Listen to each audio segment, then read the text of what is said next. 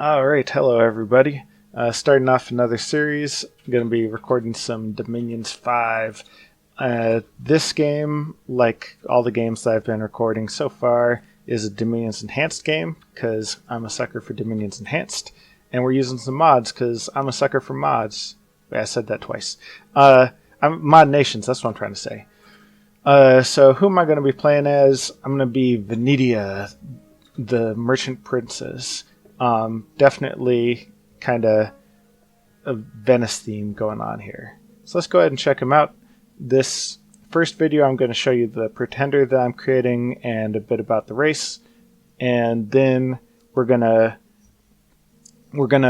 go into turn one with the next video. So if you already know all about Venedia, then you can skip ahead. But let's see what we got. So this is a late ages game. That means that people have tough armor and tough crossbows to pierce through it. What do we have? Magic-wise, we're kind of lacking, which that's late-aged for you. This is our best magician here, the Venedian Navigator. You can see his paths here, and then he also has a random for a duplicate, plus a chance for a third. Which, I mean, for this to actually be a third is only 1 in 40. But to simply have 2 duplicates, you got 1 in 10 there, so that's pretty nice. But like I said, he's kind of our best guy, and that's just the way it is. This Admiral, he leads guys around in boats, so I haven't done much with Sailing Nations, so we'll see how well my boat experience goes. This Tax Collector just means that when he boats to the other side of the ocean, he can still get paid. We can still get paid. The Savants, this guy's kind of interesting. He only has 2 paths with a 10% chance for a third, but he has siege bonus, mason, so we can build grand citadels, and we start with 1, and master smith and master ritualist. So for the purpose of smithing and ritualing, he gets +1 to earth and +1 to whatever else he gets. So his job is to stay at home making shit and casting shit. It says here something like demands high wages to fund their experiments. So what that means is his actual gold price isn't that out of line for what he does, but then he's costing me another 10 gold a month. So that is what it is. He also has castle defense and siege bonus because he knows all about building shit. So since I'll already have these guys in my castles, the fact that they'll have a little more defense is a welcome bonus. I could pack them along for an assault just as expensive gate cleavers, basically. So that's one dude I have. Alchemist.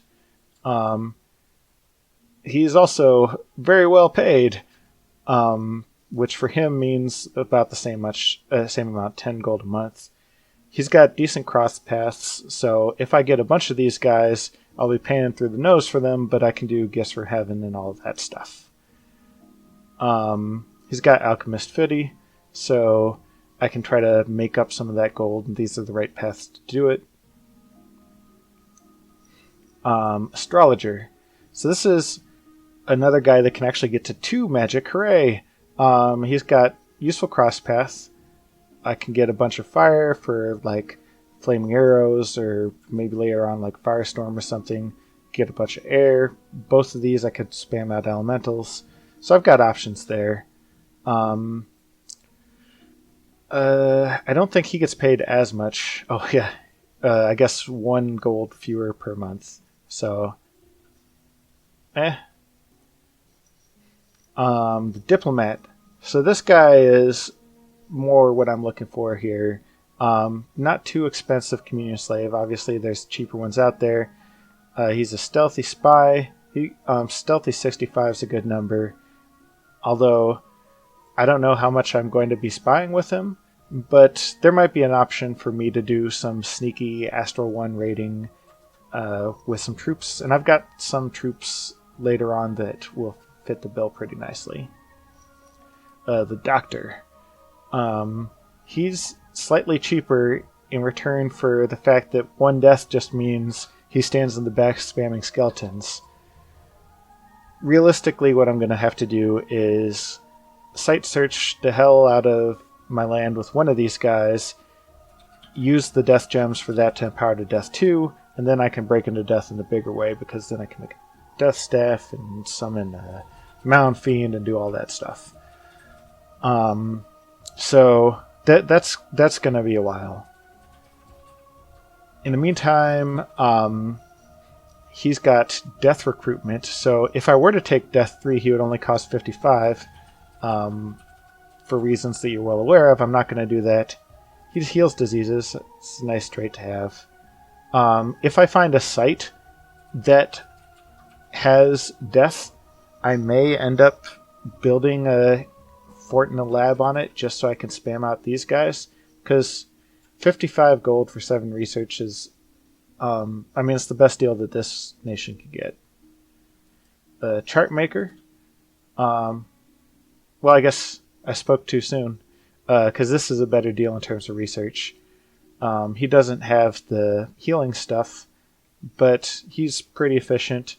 And the astral ones will be great in a communion as master or slaves. And he's a lot cheaper. So this guy is going to be the primary research monkey for sure. And with half of them getting astral, I won't be sad about that. Basically, the astral ones will fight later. The water ones will not. The Bishop. Besides being a great Monty Python sketch, this guy is also a priest too. Got the priest, so he's a priest 1, but cheaper. So there's the Casanova and the Columbine, which I think are just male and female versions of the same thing. So, this girl, I think this one is the woman. She goes around seducing people and spying. And she's not too expensive for what she does. I could definitely give her... I can't do the Pangea Harpy thing with her, but I can give her a nice, water jug or something and have her go around seducing people. And if there's someone specific that I want to seduce that is of the fairer sex, then I can go with the Casanova. So this is the same thing but a dude, which means he gets a broadsword, evidently. That's interesting. So this guy, I like this guy as a commander because he's got an Arbalist. Arbalist doesn't fire very often, but when it does 15 armor-piercing damage, which cut through everything up to protection 30, so I appreciate that. And then the captain, he doesn't have an Arbalist. He costs 55 gold versus 75 gold, but I'll pay 20 gold for letting my commanders sit back and shoot at stuff without getting killed. Or at least that's the plan. We'll see how that pans out. Alright, let's look at the troops. So I'm going to actually start left to right.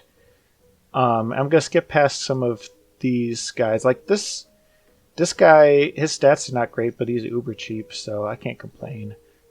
He's great to fill up my castle with if I'm about to be assaulted. He's got nicer armor and not too expensive in gold. Same story here.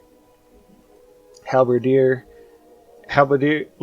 these guys will probably be a part of my troop stuff of these guys basically holding the line. They've got decent protection, and they've got the castle defense bonus, so they can be useful when they are or are not on the field. And crossbowmen. So we've got this crossbowman. We've also got this arbalist here and this repeating crossbowman. And what this was telling me is that bows are a big part of this nation. In addition to, I think it says something in here about archery. Skilled crossbowmen known for their accuracy. So this guy, he's got a crossbow with precision 12, so that's a little bit better than normal. This is your standard crossbow, 1 every 2 rounds, 8 plus a third strength makes 11.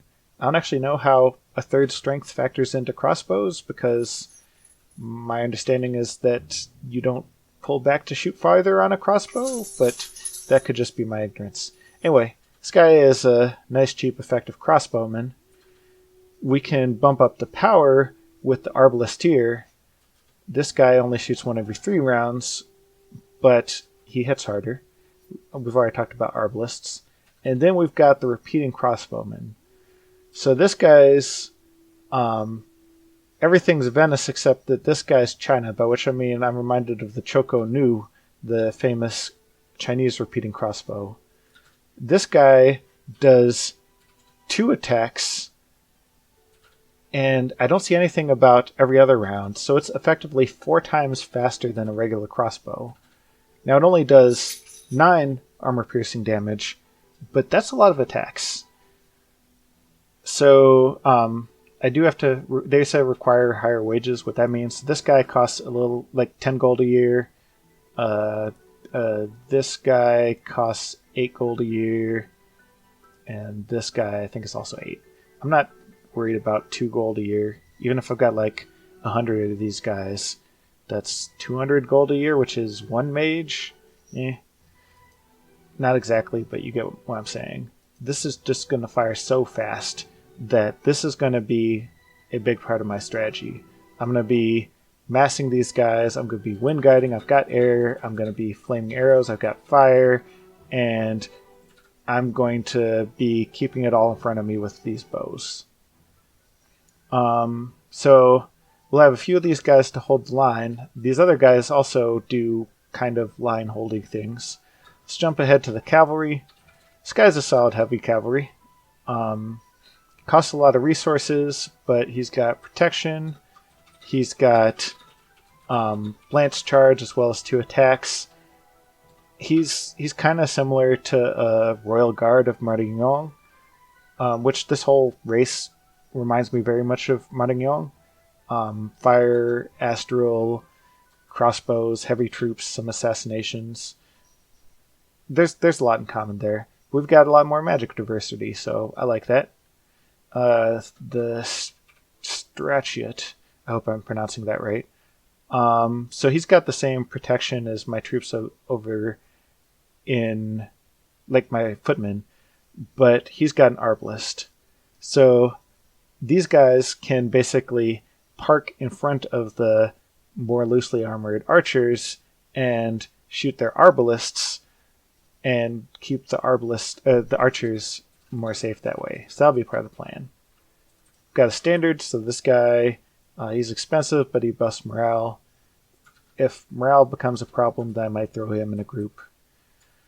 And then our sacred. This guy's recruit anywhere. His stats are not great. I mean, he's got abysmal protection, decent attack and defense, but nothing to write home about. He does have 2 attacks, although he doesn't have a lot of attack density because bad formation fighter. But he is a cheap sacred that can dish out a decent amount of damage, and because he's a sacred, I have to pay him less. So I'll definitely think about recruiting some of these guys. And then finally, the oh no, that's the guy I was just on. The Bravo. Yeah, so this guy, I'm seeing myself recruiting a lot of him. Why? Well, he's got the same 2 attacks as the Sacred, but unlike the Sacred, he has Chaos Recruitment 3. So if I take Turmoil 3, which I will, then each of these guys is going to cost a piddling 6 gold. So I can just have shit tons of these guys, gum up the fields. They cost a little bit of upkeep, but I'm not going to have those hordes standing around very long. They're going to basically engage everybody with melee, do some killing in their own right, because they've got the 2 attacks and decent attack skill, while the archers are taking care of business from behind. All right. So that's all of our troops. Um, Looking at our national spells, continuing with the Marignong theme, I'll come back to those guys. We've got the Harbinger. These guys are great angels. They can thug very well, and they give me a reliable source of air 3 once I get up to Conjuration 6. We've got Divine Judgment summons a Angel Fury Assassin. It's pretty cheap, but so it's something for me to consider. I could definitely mess with people with a surprise Angel Fury, but it only lasts one turn, so we'll see. Heavenly Wrath. So this gives me one of my own to keep. And these guys are also quite thuggable. They have built-in Blood Vengeance, so that's very nice. Angelic Host. So this gives me an Archangel, which has a good amount of fire and a good amount of holy. So I'll definitely be getting some of these guys just for that high reliable fire. Because, as you saw earlier, I don't get too many high spells. Titan of the Seas and Titans of War and Wisdom. These are straight-up Pretender chassis. Except unlike the Titans, these guys come with solid armor to begin with. Although that doesn't matter too much, because if I'm going to summon a Super Commandant Titan, then I'm going to give him my own armor too. So, definitely looking forward to summoning these guys. They are unique, so I can only have, only one of each of these guys can exist in the game. There's only one Poseidon, there's only one Athena, but I'm going to go for them. And then Heavenly Choir summons a badass Seraph with some buddies, so if that happens, then that will be just awesome. Oh yeah, I skipped past a couple of Conjuration. Got the Winged Lions, so this summons 2 Flying Sacreds. So these guys are pretty solid. And the Lar. Now, interestingly enough, according to the text on this race's description, we're supposed to have native nature access. We do not. If I get Nature 1, which I can do from so many indies, then I can summon this guy, and he has water and Nature 2 and something else. So I'm definitely going to be getting one of these guys once I have access to Nature 1 and breaking into Nature that way. Alteration, I don't think there was anything there. Nah. Evocation, no. Construction, yeah, so we've got Zeppelins. So we can make this ornithopter that flies above everything and shoots some bows. And then the flying ship, which it has 4 forms, which represents how many people are in the flying ship shooting bows down at the ground. So that's an interesting thematic way to represent that. Probably make some Zeppelins just because that sounds cool. Oh yeah, and then we got the flying boat. Where's the other thing? That's right, it's an enchantment. Yeah, so here, enchant Glass Angel. These guys seem quite solid. They've got good stats. They're commander. They can thug pretty well, and they're sacred. Awe. I don't think that they quite rise to like super combatant level, but I can make some noise with them. And I'm already going to be going in enchantment anyway for the Flaming Arrows enchantment 4, so I can go one more level and get that too. Nothing in Thaumaturgy, and then nothing in Blood. So what does this mean for me? Well, I'm going to be taking Turmoil 3 to get those cheap Bravos, and making up for that with Luck 3. We've got events common in this game. And for my Pretender chassis, I've chosen the Duyu of Thunder. Let's look at this guy. He doesn't have that much protection, although I can give him a jacket and he'll be fine. He's got 3 elemental paths. these are some good attacks. Lightning just blasts someone with a lot of armor negating damage. This guy, straight up punch, same as this guy. I guess he's punching them with a wheel. That's kind of fun. He automatically summons the seasonal beings. So like the ethereal fire lions or spring birds or whatever. He just summons one of those every month. And then he gets some bonus stats in the middle of the month. So one third of the time he gets bonus stats. He'll be great in combat later on, and earlier on, I'm planning on capturing a couple of my expansion provinces with him. It won't hurt much for me to forge a jacket for him, and because of the paths I'm planning on taking, he'll be able to basically cast enough buffs that he's not going to take a lot of damage despite his low protection. What paths am I planning on taking? Well, what I'm planning on doing is 3 of these elements and then 4 earth, sorry. And then I'm just going to use those to buff up those sacreds. I'm figuring it's not worthwhile to get fire resistance because I'm still going to need a fire resistance plan anyways for all of my mages. So I'm just going to go wholly on combat skills. And then here, I'm going to grab Reconstruction for those Glass Angels. We'll see how well that works out for me. And then Reinvigoration to make up the difference. 2 points of Dominion, and that clocks me out at a perfect 0 points. So, oh yeah, I also want to make it cold.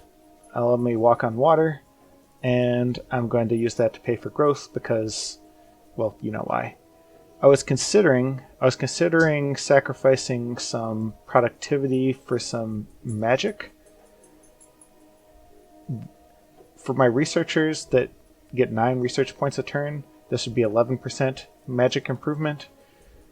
But I ended up deciding not to do that. I'm going to need the productivity for my horses because these guys have a high resource cost. And I have a good chance of finding a magic site that increases magic anyways. So, right or wrong, this is what I'm going with. And now, since I am a god of thunder, the first thing that came to my mind was the song Thunderstruck. So our god will be AC/DC. And with that, I will see you on turn 1.